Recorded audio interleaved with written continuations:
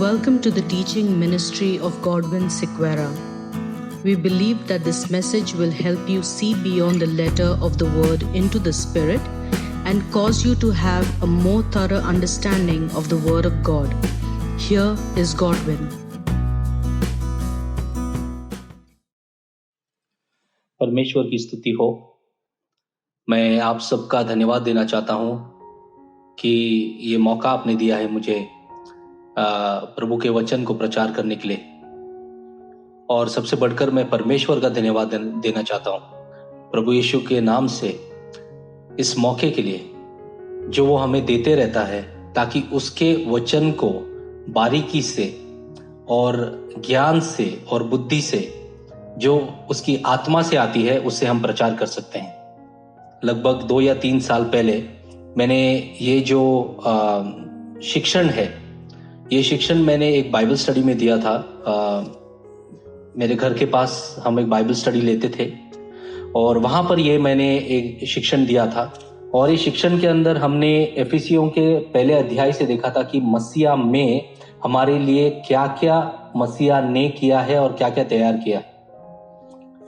तो जब हम एफिसियों के पहले अध्याय में आते हैं तो हम देखते हैं कि ये जो वचन है मसीहा में या उसमें, ये पहले 14 जो कलाम है उसमें से 9 कलामों में ये हमें दिखता है।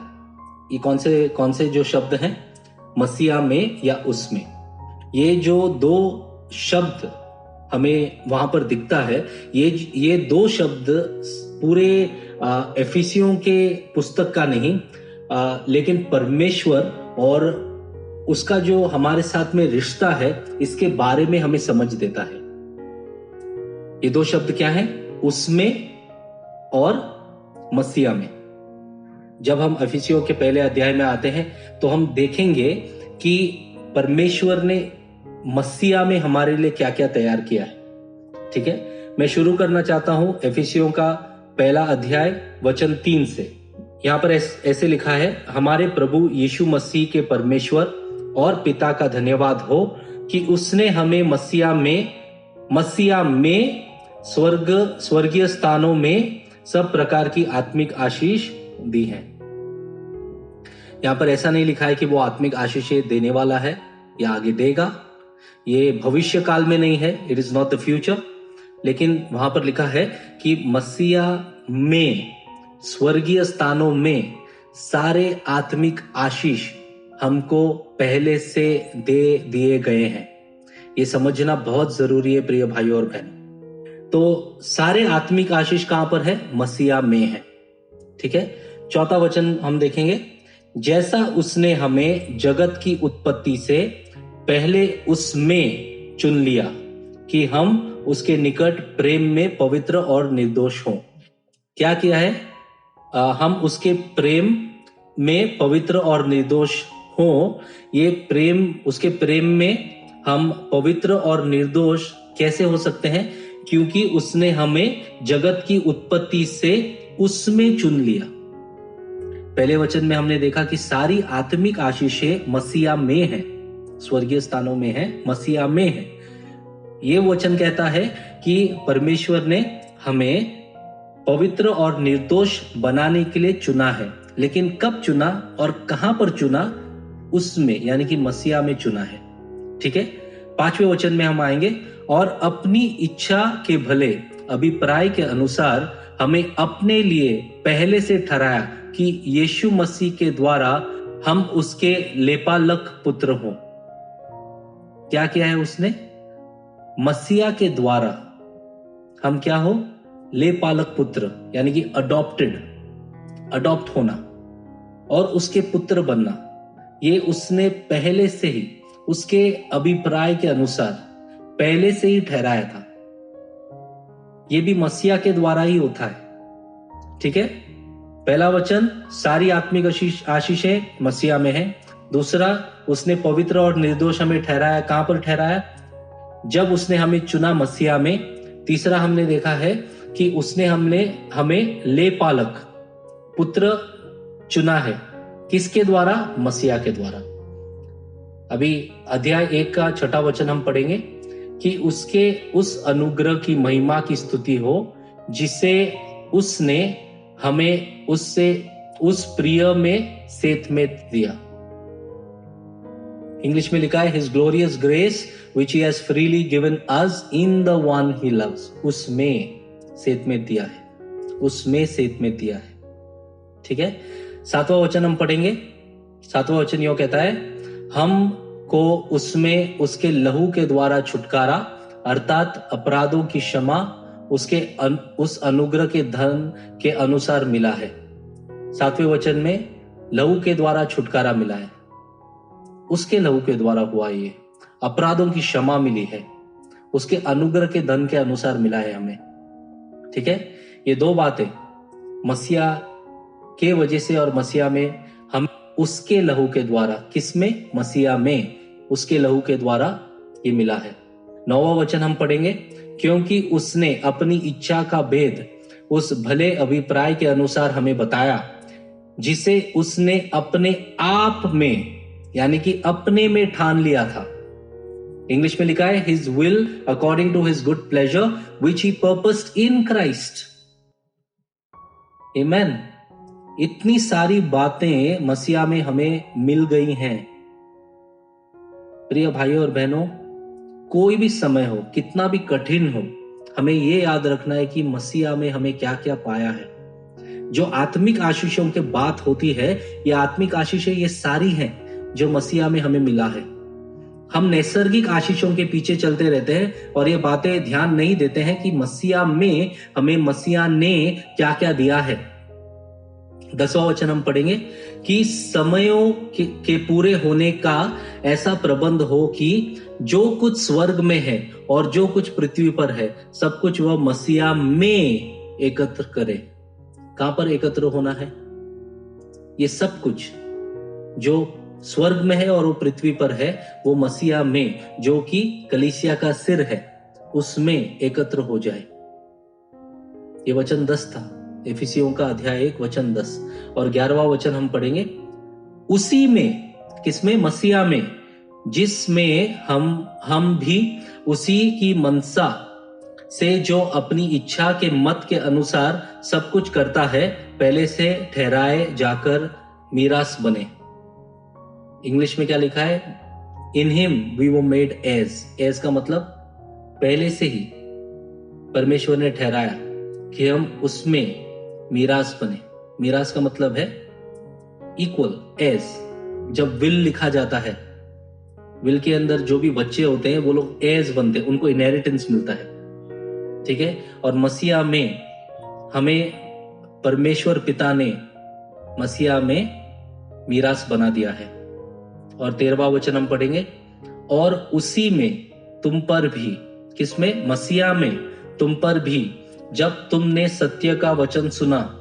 किसका वचन? सत्य का वचन, यानी कि परमेश्वर यीशु का वचन सुना, जो मसीहा है, तुम्हारे उद्धार का सुसमाचार है, और जिस पर तुमने विश्वास किया, प्रतिज्ञा किए हुए पवित्र आत्मा की छाप लगी। पहले क्या किया है? उसमें, यानी कि मसीहा में, जब हमने सत्य का वचन सुना और हमारा उद्धार का सुसमाचार है। ये सत्य का वचन जो आता है वो परमेश्वर खुद है, वही शब्द है। यीशु मसीह वो शब्द है और वो सत्य है। जब ये वचन आता है वो हमारे उद्धार का सुसमाचार बन जाता है, वो खुशखबरी है हमारे लिए।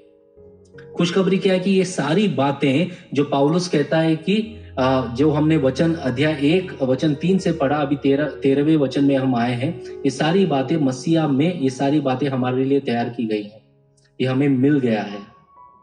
ठीक है, हमें सारी आत्मिक आशीषें मिल गई हैं, हमें पवित्र और निर्दोष ठहराया गया है, हमें ले पालक बना लिया है, हमें अडॉप्ट किया है, और परमेश्वर ने हमें पूरा जो भी बातें हैं वो सारी बातें हमें दे दी हैं। किसमें? मसीहा में दे दी है। परमेश्वर हमारे लिए उसके लहू के द्वारा छुटकारा दिया है, अपराधों की क्षमा दी है, उसके अनुग्रह के धन के अनुसार ये सारी बातें हमें मिली है। आमीन।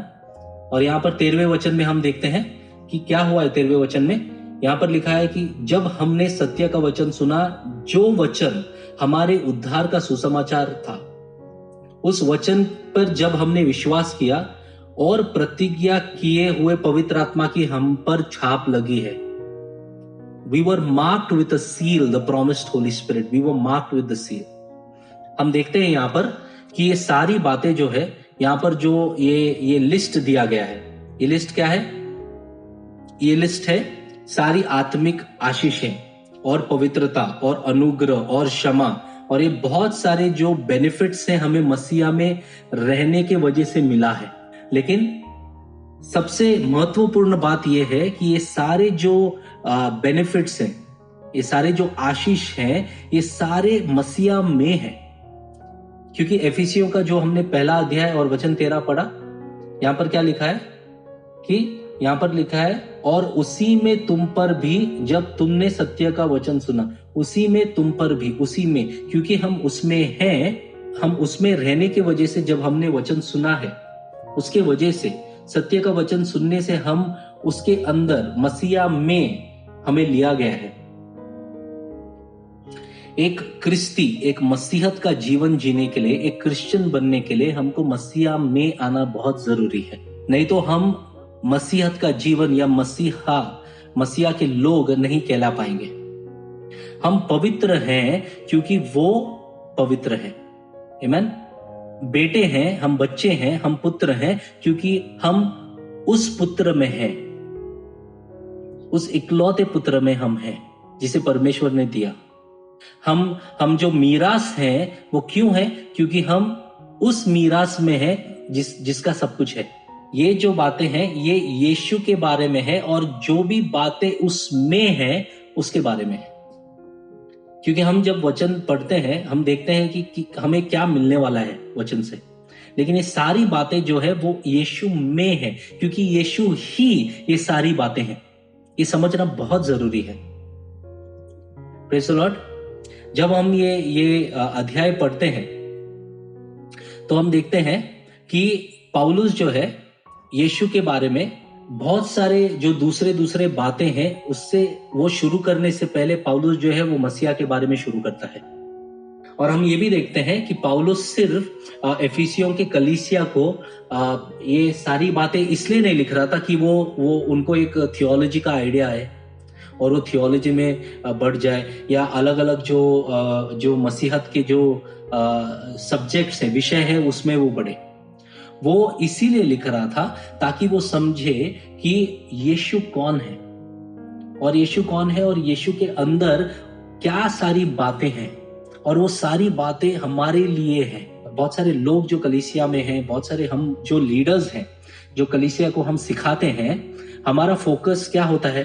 हम बहुत बार यीशु को जानने बिना, या लोगों को यीशु को जाने बिना, या उस यीशु कौन है, उसमें क्या हमारे लिए रखा गया, ये जाने बिना उससे क्या मिलेगा इस पर ध्यान देते रहते हैं।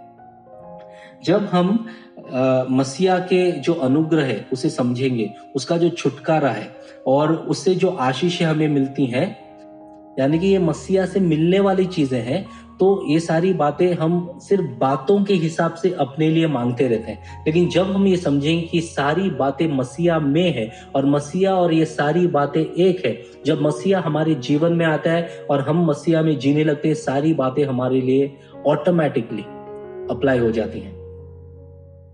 आमीन। जब हम देखते हैं कि यीशु हमारा मसीहा है, उद्धार करता है, सुसमाचार क्या है कि यीशु हमारा उद्धार करता है, यीशु हमारा प्रभु है। उसके क्रूस पर जाने का, उसके क्रूस पर उसका जीवन देना, उसे गाड़ा जाना, और तीसरे दिन उसका जी उठना, पुनरुत्थान होना, और 40 दिन बाद स्वर्ग में जाना और परमेश्वर पिता के दाहिने पर बैठना, इसमें से हमें सुसमाचार का जो विषय है, मैसेज है, वो मिलता है। हमारे बीच और मसीहा के बीच में सेपरेशन पहले सेपरेशन था जब उसे हम जानते नहीं थे, लेकिन आज हम मसीहा में हैं और मसीहा हम में जीता है। हमें यह समझना बहुत जरूरी है कि मसीहा में हमें रखा गया है, हमारा जो चाल चलन है मसीहा में वो इन सारी चीजों के पीछे हो जाता है, लेकिन हमारा चाल चलन जो असलियत में होना चाहिए वो मसीहा में केंद्रित होना चाहिए। इस कारण से कलीसिया में बहुत बहुत कठिनाइयां, बहुत सारा जो कंफ्यूजन आया है कलीसिया में, इसी कारण से आया है। मैं आपको एक उदाहरण देता हूं। कभी कभी लोग ऐसे भी विश्वास करते हैं इस चौथे वचन को देखकर कि सारी सृष्टि को रचने से पहले परमेश्वर ने थोड़े लोगों को बचाने का सोचा और थोड़े लोगों का नाश होने का पहले से ही सोच के रखा था। लेकिन जब हम बारीकी से वचन पढ़ते हैं तो हम देखते हैं कि पौलुस ने ऐसा नहीं कहा। चौथा वचन जो है, जैसे उसने हमें जगत की उत्पत्ति से पहले उसमें चुन लिया। परमेश्वर ने मसीहा में सारे सृष्टि के रचन से पहले जो भी विश्वास करने वाले हैं उन सारे लोगों को उसमें चुन लिया है। जैसे ही हम देखते हैं कि मसीहा को चुना था और हमें उसमें चुन लिया। पवित्रता जो है उसमें रहने से हम पवित्र होते हैं।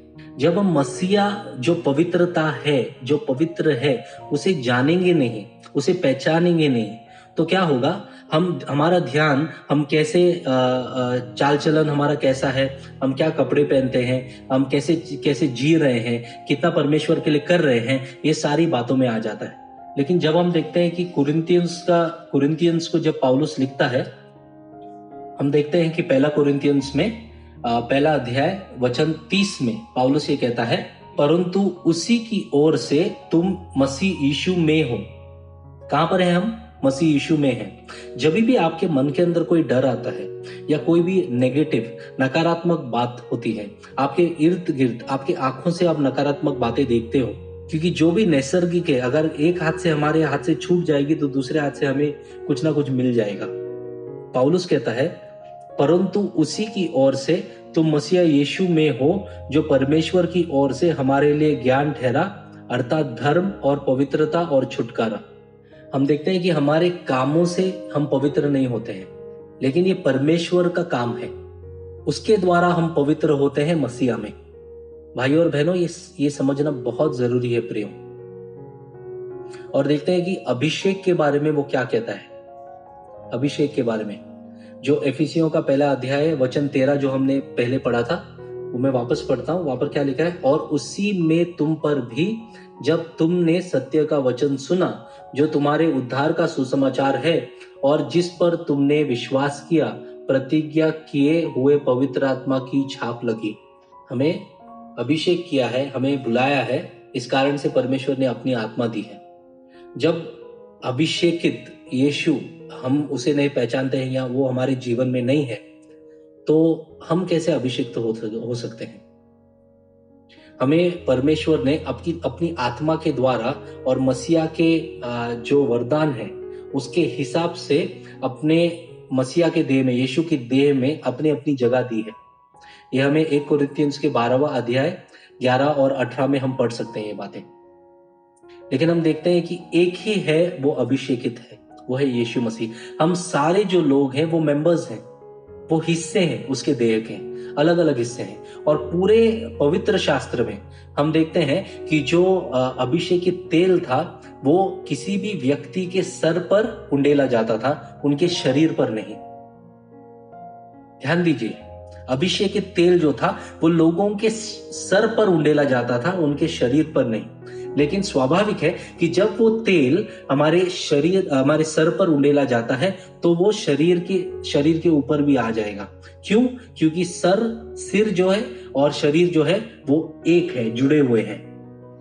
लेकिन शरीर अपने आप से, अपने ओर से अभिषिक्त नहीं है जब तक कि वो सिर के ऊपर ना आए तेल। Praise the Lord. इसी तरह हम देखते हैं कि पेंतिकोस्त के दिन पे जब अभी पवित्र आत्मा आता है 120 लोगों पर जो उस ऊपरी कमरे में बैठे हुए होते हैं, जब पवित्र आत्मा उन पर आता है तो अभिषेक जो है वो एक एक व्यक्ति पर नहीं आया कलीसिया में, ठीक है? वो मसीहा जो हमारा सिर है वहां से उसकी देह पर आया है। Praise God. सबके ऊपर आने का कारण, 120 लोगों पे आने का कारण वो अलग अलग पवित्र आत्मा नहीं था, वो एक पवित्र आत्मा जो मसीहा पे था, उसके द्वारा उसके सारे हिस्सों पर पवित्र आत्मा का अभिषेक अभी आता है। मसीहा जो हमारा सिर है, जो स्वर्ग में उठाया गया, जो राजाओं का राजा है, उसे अभिषेक किया गया है। यह हम देखेंगे प्रेरितों के 2 अध्याय वचन 1 से 4 के अंदर इसके बारे में लिखा है, आप पढ़ सकते हैं। जब भी हम कलीसिया में अभिषेक के बारे में बात करते हैं, अनॉइंटिंग के बारे में बात करते हैं, बहुत समय पर क्या होता है कि हम अपना खुद का गुणगान करते रहते हैं कि ये व्यक्ति कितना अनॉइंटेड है, ये व्यक्ति कितना अभिषिक्त है, ये व्यक्ति कितना पावरफुल है, ये देखिए इसका मिनिस्ट्री कितना पावरफुल है। जब हम ऐसी तरीके से बात करते हैं तो परमेश्वर का जो तेल है वो शारीरिक होता है, शारीरिक यानी शरीर पर, ठीक है।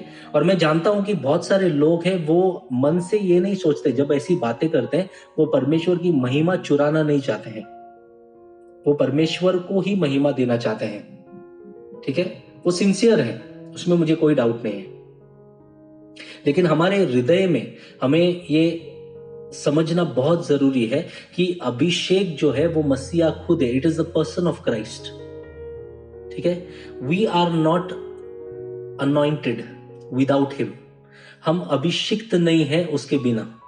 ये समझना बहुत जरूरी है प्रिय भाई और बहनों। हमें यह भी समझना है कि हमारा अभिषेक जो मसीहा में है, ये हमें हमारे सेवकाई में, हमारे चाल चलन में सुरक्षा देता है। आप मसीहा के जीवन में चलते हैं और एक सेवक है, मसीहा के कलीसिया की सेवकाई में है, अलग अलग सेवकाई परमेश्वर देता है, वो वरदान देता है। जब हम उसमें चलते हैं, हमको ये समझना जरूरी है कि जो अभिषेक है वो मसीहा खुद है और मसीहा में हमें वो सुरक्षा मिलेगी। Praise the lord. यीशु ही अनंत काल से अभिषिक्त है, आमीन। और पवित्र आत्मा जो है वो यीशु के ऊपर है। पवित्र आत्मा कहां पर है? यीशु के ऊपर है। यूहन्ना के 1 अध्याय वचन 32 में जब हम पढ़ते हैं, यूहन्ना का 1 अध्याय वचन 32, यहां पर हम देखते हैं, और यूहन्ना ने यह गवाही दी, मैंने आत्मा को कबूतर के समान आकाश से उतरते देखा है और वह उस पर ठहर गया। यूहन्ना क्या गवाही देता है कि पवित्र आत्मा जो है वो कबूतर के समान, पवित्र आत्मा कबूतर नहीं है, या कोई भी कबूतर पवित्र आत्मा नहीं है, कबूतर के समान पवित्र आत्मा को आते हुए देखा और वो मसीहा पर ठहर गया। अभिषेक क्या है? अभिषेक जब हम सारे लोग जो कलीसिया में हैं, उसकी देह के भाग हैं, जब हम मसीहा के साथ में एक होकर चलते हैं, तब उस अभिषेक में हम कार्य, इस अभिषेक को क्रिया में लेके आते हैं। हम खुद से अभिषेक अपने आप को नहीं कर सकते। बहुत सारे लोग अपने सर पर हाथ रखते हैं और बोलते हैं कि मैं अपने आप को अभिषेक करता हूं। लोग बोलते हैं कि मैंने इस व्यक्ति पर प्रार्थना किया और जो अनॉइंटिंग है उस पर आया, अभिषेक है उस पर आया। हम खुद से अगर करने की कोशिश करेंगे तो पहला तो डर आएगा, ठीक है। दूसरा, हम लोगों को वापस उसी पुराने नियम में लेके चलेंगे। वहां पर हम देखेंगे कि अभिषेक को हम ऐसे बना देंगे जो अभिषेक आता है और जाता है। इस वक्त जब हम मसीहा में हैं और एक बार आपको अभिषेक किया गया है, आप उसमें जुड़ गए हो और उस सर से पवित्र आत्मा का अभिषेक आप पर आ गया है, तो वो आते और जाते नहीं रहता है। ये कुछ बातें हैं जो हमें समझना बहुत जरूरी है कि मसीहा में हमें क्या क्या बातें दी गई हैं, मसीहा में हमें क्या क्या मिला है। परमेश्वर यह चाहता है कि हम उसके बेटे को समझे, उसके बेटे की खोज करें और आत्मिक आशीषों के पीछे ना चले। ये सारी बातें हमें दी गई हैं। पौलुस ने ऐसा प्रार्थना नहीं किया कि एफिसियों का जो कलीसिया है उसे सारी बातें मिल जाए जो परमेश्वर ने उनके लिए ठहराया है। उसने क्या प्रार्थना किया? उसने कहा कि जो हमारे प्रभु का परमेश्वर है, पिता है, महिमा का पिता, वो क्या दे? एफिसियों के 1 अध्याय और वचन 17 में क्या लिखा है कि हमारे प्रभु यीशु मसीह का परमेश्वर जो महिमा का पिता है, तुम्हें अपनी पहचान में ज्ञान और प्रकाश की आत्मा दे। पौलुस क्या चाहता है कि उसने ये नहीं कहा कि ये सारी बातें और आशीषें तुम्हें दे, उसने कहा कि क्या दे? ज्ञान और प्रकाशन की आत्मा दे। क्यों दे? ताकि हम उसे बेहतर तरीके से जान पाए। जिस वक्त हम मसीहा को जान पाएंगे और उसमें जिएंगे विश्वास के द्वारा, तो सारी बातें जो हमारे लिए बनाई गई हैं वो हमारे जीवन में आ जाती हैं। स्पेशली जब हमने 1 कोरिन्थियंस का पहला अध्याय और 30वां वचन देखा, मसीहा हमारे लिए क्या क्या बना है, ज्ञान बना है, बुद्धि बना है, छुटकारा बना है, वो हमारे लिए ये हो जाता है। ये हमें समझना बहुत जरूरी है प्रिय भाई और बहनों। और मैं ये छोटी सी शिक्षण के द्वारा ये चाहता हूं कि आपके मन को आप प्रभु में बनाए रखें। कठिनाई का समय पूरी जिंदगी आता रहेगा। कभी कभी कठिनाइयां बहुत ज्यादा आएंगी, उनका प्रेशर बहुत ज्यादा होगा, कभी कभी वो आसानी से हम उसे ओवरकम कर पाएंगे। इन सारी कठिनाइयों के ऊपर हमें जीना है, क्योंकि हमारा फोकस क्या है, मसीहा है। और हमें प्रार्थना पौलुस ने क्या किया था कलीसिया के लिए, कि हमें उसके ज्ञान, बुद्धि और प्रकाशन की आत्मा मिले। क्यों मिले? ताकि आशीषें पाए नहीं, क्यों मिले? ताकि हम उसे बेहतर तरीके से जान पाए। ये हमारा फोकस होना चाहिए कि मसीहा में हम उसे बेहतर तरीके से जान पाए। और जब हम उसे जुड़े हुए हैं तो उसमें से जो भी बातें हैं वो सारे हमारे ओर आती हैं और हमारे द्वारा लोगों की ओर चले जाएंगे। परमेश्वर पिता का प्रेम, प्रभु यीशु की अनुग्रह और पवित्र आत्मा की सहभागिता आपके साथ सदैव रहे। प्रभु आपके साथ है, प्रभु आप में जीता है, और याद रखिए आप उसमें हो। God bless you all.